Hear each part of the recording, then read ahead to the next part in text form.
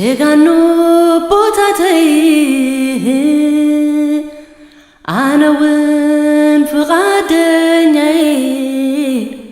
kitkamala. So when they found this paper, they asked me, where is the Bible? Quando eles encontraram o papel, eles me perguntaram, onde está a Bíblia? Eu respondi, eu não tenho Bíblia. Então eles começaram a me torturar. Você precisa nos dizer onde a Bíblia está. E eu respondi dizendo, eu a tenho na minha mente. Ah, se a Bíblia está na sua mente, então vamos ter que destruí-la. Então eles bateram sem parar na minha cabeça. Eles queriam apagar a Bíblia da minha mente. Por isso eles nos prenderam no container, para que esquecêssemos tudo. Eu conheço pessoas que esqueceram suas datas de nascimento lá, e outras ficaram cegas. Sem os cânticos, minha vida teria sido horrível. Por isso eu cantava o tempo todo. Isso me dava força.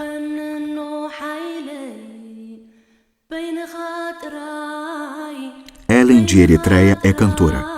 Ela foi capturada na sua terra natal, foi interrogada muitas vezes e finalmente torturada, e ficou presa por anos. A razão? Ellen cantava para as pessoas nas ruas e contava sobre sua esperança em Jesus Cristo. De acordo com a organização interdenominacional Portas Abertas, a Eritreia faz parte dos 10 países em que os cristãos são mais reprimidos e perseguidos. Há mais de 20 anos, o país leste-africano comemorava sua independência do vizinho Etiópia. Desde então, os direitos dos eritreus têm sido cada vez mais limitados. Eles não podem praticar sua fé nem visitar a igreja que desejam. Apesar de muitos cristãos orarem pelo seu país e se preocuparem com os outros, as autoridades têm medo deles e os vigia em todo lugar. Ellen também queria encorajar seus vizinhos. Ela nunca imaginou que seu amor por eles lhe traria perseguição. A minha ideia era alcançar as pessoas com o evangelho. Eu abri um salão de beleza para ganhar dinheiro. 3 mulheres e um homem trabalhavam comigo. Ao mesmo tempo, eu comecei a estudar teologia. Eu aprendi muito sobre evangelização. Eles nos ensinaram a pregar para 2, 3 ou mais pessoas. Isso tomou conta de mim.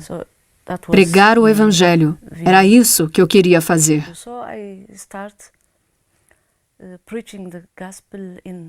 E então eu comecei a pregar o evangelho em cafés, na catedral, em todo lugar. Isso era muito importante para mim. Compreendi que quanto mais as pessoas se afastavam de Deus, mais problemas elas tinham. Por isso eu dizia às pessoas, por favor, se voltem para Deus. Antes da independência, as pessoas oravam muito na Eritreia. As igrejas viviam cheias. Mesmo os muçulmanos na Eritreia saíam e chamavam seus vizinhos. Isso se chama Malala. Eles oravam muito. Mas depois da independência, as pessoas se esqueceram de Deus. As igrejas se esvaziaram consideravelmente. Isso me chocou. Quando eu preguei na frente da catedral, as pessoas ouviram e começaram a chorar. Ninguém atirou pedras. Muitas pessoas ficaram paradas e ouviram. Os ônibus já tinham parado de circular. Não havia táxis na rua. Estava bem calmo no centro. Então eu falei com as pessoas até as autoridades chegarem e me prenderem. Eles me disseram que eu deveria parar de pregar na rua. Eu respondi, não posso parar de evangelizar, pois Deus nos pede para pregar o evangelho em toda parte.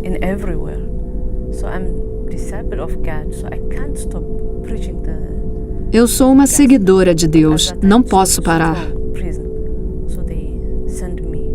Mas naquela época ainda não era tão rigoroso. E então eles me deixaram ir para casa. Desde então a situação mudou muito. Hoje a Eritreia é muito pobre.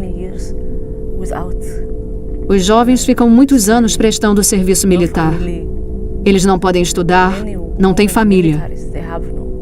Muitas mulheres estão no serviço militar. Elas não têm filhos. Isso é terrível.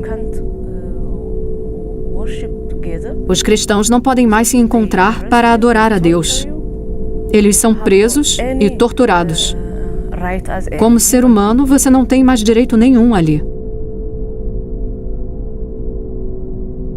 Em 2002, muitas igrejas foram fechadas e proibidas de funcionar. Ellen continuou a pregar nas ruas, nas vilas e em ônibus interurbanos. Ela era sempre presa e interrogada. Agora só são permitidas 4 comunidades religiosas: os islâmicos, a Igreja Ortodoxa, assim como a Igreja Católica e a Igreja Evangélica Luterana. Livros e músicas cristãs são proibidos. Além disso, em 2003, Ellen gravou um vídeo de música cristã secretamente. Ele é vendido em todo o mundo e é muito popular entre os jovens cristãos eritreus. A cantora cristã estava feliz. Ela havia realizado um sonho. Apesar das igrejas fechadas, ela alcançou muitos com o evangelho. Ela não desconfiava que a polícia secreta a estava vigiando há muito tempo. Em uma batida policial, o DVD de Ellen foi encontrado e ela foi presa. A espiritualidade é proibida lá. A polícia entende que comercializar músicas cristãs significa encorajar os cristãos. Eles sabem exatamente o poder que essas músicas têm.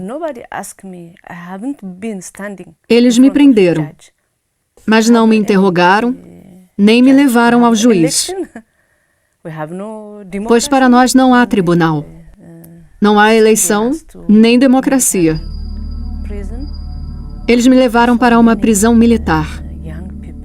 Lá eu notei imediatamente uma grande quantidade de jovens. Procurei ajudá-los. Eles gritavam: "Tem alguém aí que possa nos ajudar?" Eles choravam e gritavam. Era horrível. Todos estavam muito doentes. Procurei ajudá-los. Eles vomitavam a noite inteira. Foi simplesmente horrível. Eu orei por essas pessoas. Por isso me mandaram para bem longe da cidade. Me colocaram num container de metal. Lá eu não conseguiria ajudar ninguém. Esse era o plano deles. Mais Seruá é uma prisão para criminosos perigosos e, ao mesmo tempo, um ponto de apoio militar bem longe da capital Asmara. Para cá, a jovem cantora foi trazida, sem passar por nenhum julgamento. Meses de tortura esperavam por Ellen. Parecia impossível viver a fé, a esperança e o amor aqui. Quando nós, os presos, chegamos ali, eu vi 23 contêineres marítimos. Esse container estava tão sujo. Imediatamente, nós todos começamos a nos coçar.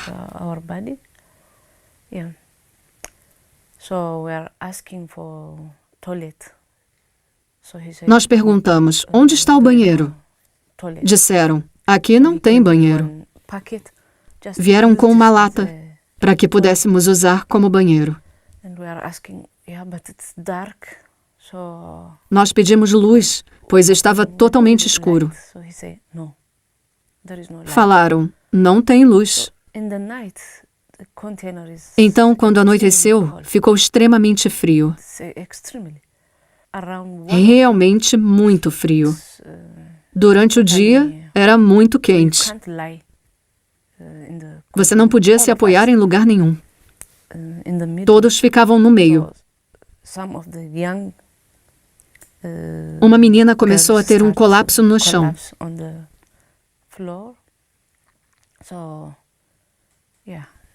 Ver aqueles jovens daquela forma era simplesmente horrível. Eles me perguntaram: Ellen, o que devemos fazer? Mas eu estava tão chocada quanto eles, pois eu nunca tinha vivenciado algo assim. Eu orei, Deus me ajude. E então me veio uma palavra da Bíblia, de Atos dos Apóstolos 16, versículo 25. Paulo e Silas foram levados à prisão. E quando eles começaram a cantar ali, as portas da prisão tremeram.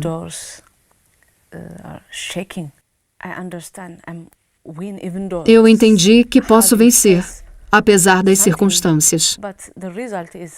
O resultado vai ser sempre o mesmo. Seremos vencedores, pois pertencemos ao lado vencedor. E quando eu comecei a cantar, eles chegaram e nos torturaram. Eles nos forçavam a nos ajoelhar e carregar pedras o dia todo.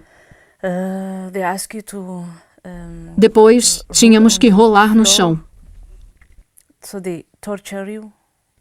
Então, eles nos atormentavam, exigindo que fizéssemos todo tipo de coisa. Quem se negava era torturado. Nós também tínhamos que tirar nossos sapatos e correr sobre pedras e vidros.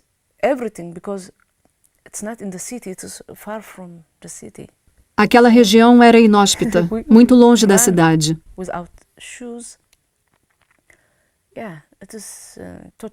Era o inferno na terra. Simplesmente impensável, o inferno na terra. Isso durou muito. O dia inteiro e a noite inteira. Tortura, prisão. Normalmente as torturas ficavam sempre piores. Mas de repente eles pararam de nos torturar e permitiram que cantássemos.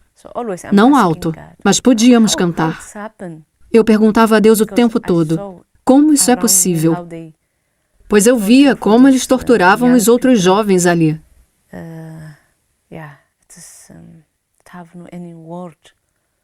Era horrível, indescritível. Eles puxavam o cabelo das pessoas e batiam nelas. Como podiam permitir que cantássemos? Se tivéssemos dito naquele momento, ok, vamos parar de cantar, não teria acontecido a tortura. E eles nunca teriam visto quão forte é o nosso Deus. Mas eles me permitiram cantar. Eu fiquei 32 meses nesse container. E eu sempre cantava, sempre.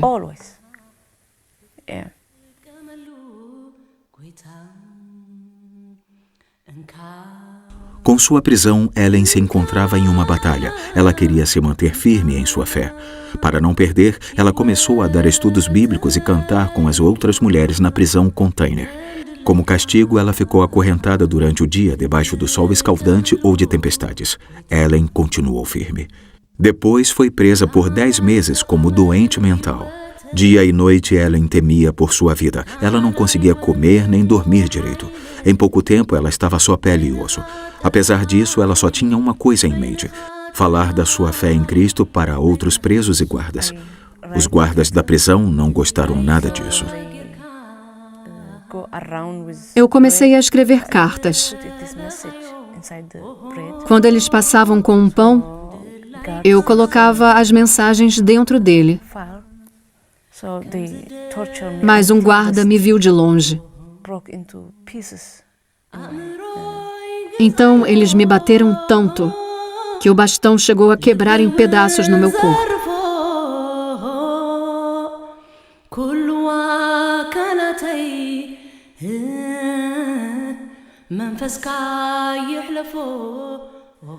So just I'm singing, not slowly, loudly. Então eu não cantava mais baixo, cantava muito alto. Simplesmente cantava e cantava. Então eles vieram de novo e gritaram: "Pastor!" Não sei por que me trataram como homem. "Pastor, para com isso!" Uma noite eles me interrogaram novamente. Eu falei para eles, You need Christ. vocês precisam de Cristo. Do you want converting us? Do you want changing us? So they Eles are ficaram shocked. irritados. So they Ellen, você quer nos converter? for Quer nos mudar? solitary confinement. Eles estavam tão irados que me prenderam numa solitária. De 4 a 5 meses, eu fiquei ali, totalmente sozinha. Eles pensaram que aquela seria a melhor tortura. Mas se você me perguntar, aquela foi a minha melhor época na prisão. Eu pude refletir. E ali eu recebi de Deus muitas canções. Eu ouvi a voz de Deus ali claramente. Eu perguntei a Deus, o que é bom nessa tortura? Na tua palavra está escrito que todas as coisas cooperam para o bem daqueles que creem em ti. O que é bom nisso? Sofrer por Cristo pode ser um dom de Deus. Eu tive que ir para a prisão. Tive que sofrer. Eu posso suportar isso. Mas isso tudo deve ter um motivo.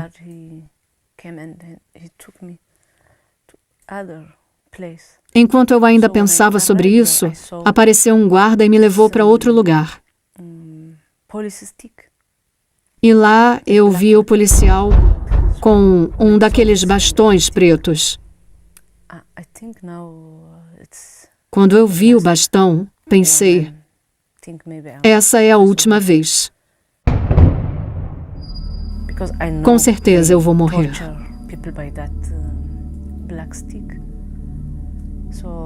Eu sabia que eles torturavam pessoas com aquele bastão. Ele me disse, Ellen, eu sei que você manda mensagens na prisão, mas você tem que parar de pregar para os guardas. Eu disse, não. Se eu estou há 2 anos na prisão, é porque eu mando mensagens. Eu prego o Evangelho. Por isso já estou aqui há 2 anos.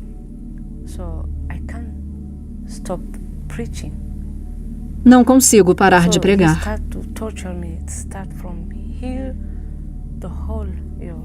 Então ele começou a me torturar. Bateu aqui e em tudo, no meu corpo todo. A primeira pancada me atravessou como fogo. Foi horrível. Ele me bateu inúmeras vezes. Eu fiquei quieta. Depois de 5 minutos, ele me deu uma pausa. Depois me torturou de novo. 5 minutos de pausa. E finalmente ele me disse, Ellen, você nunca mais pode dizer Jesus. Eu fiquei surpresa quando ele disse aquilo, pois ele não era cristão. Eu disse, eu não posso parar de falar Jesus. Eu só tenho uma boca e me comprometi com ele até a morte. Eu não tenho medo de nada. Eu pertenço a ele até a morte. Então ele pegou o bastão de novo e me bateu até cansar. Ele gritava enquanto me batia. Eu não. Eu não entendi por que ele gritava. No final, ele estava totalmente exausto.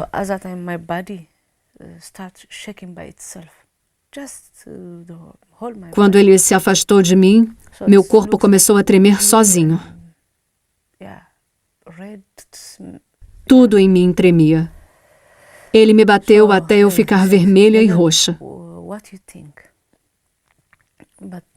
Ele disse, Ellen, e agora? O mais impressionante é que eu não senti ódio nenhum. Eu mesma não entendia. Quando eu olhei para ele, só senti vontade de perdoá-lo. Porque ele não sabia o que estava fazendo. At that time, I'm thinking, oh my God, if I'm dying, so how can she feel? Depois eu pensei, eu vou morrer. Meu Deus, o que vai ser da minha filha e dos meus pais? É tão difícil para eles. Eu sei que estou na prisão por causa da minha fé. Mas eu também sentia a dor da minha família e da minha filha. Eu coloquei toda a minha tristeza numa música, na qual eu me despedia da vida.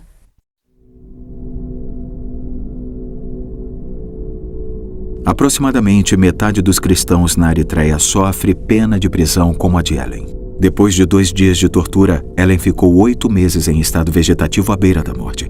Ela tinha hemorragias que não paravam, ninguém podia ajudá-la. Então ela foi torturada novamente. Mais morta do que viva, ela foi depois de 32 meses de prisão mandada para casa. Mas mesmo lá, ela estava sendo vigiada. É um milagre que aos poucos ela tenha se recuperado e finalmente tenha conseguido vir para a Europa. Como eles não queriam que eu morresse na prisão, me mandaram para o hospital da prisão.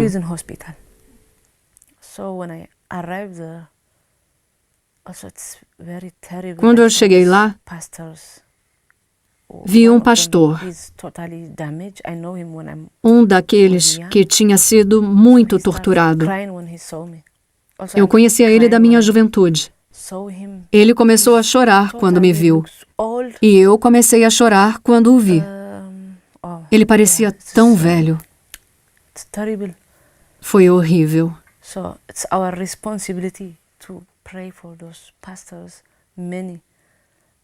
É nossa responsabilidade orar por esses pastores. Muitos cristãos inocentes são torturados. Tantas coisas acontecem com eles. Nós também precisamos orar pelo governo.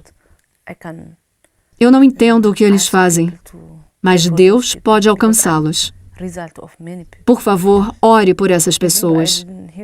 Eu só estou viva hoje porque muitas pessoas oraram por mim. Embora na prisão eu não soubesse essas orações, eu as senti.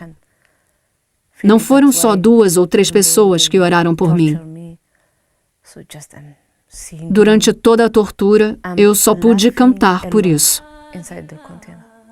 Eu até ri no container.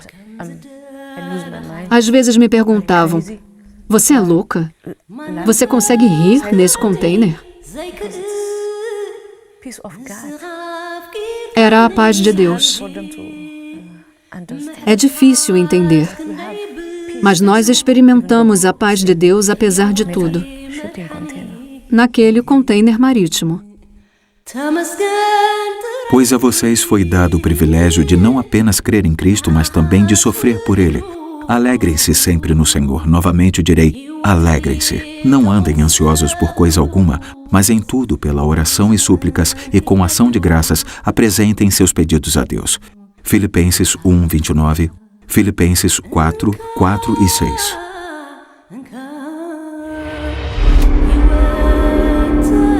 Esse testemunho representa a história de milhões de cristãos ao redor do mundo que são perseguidos por causa da fé em Jesus Cristo.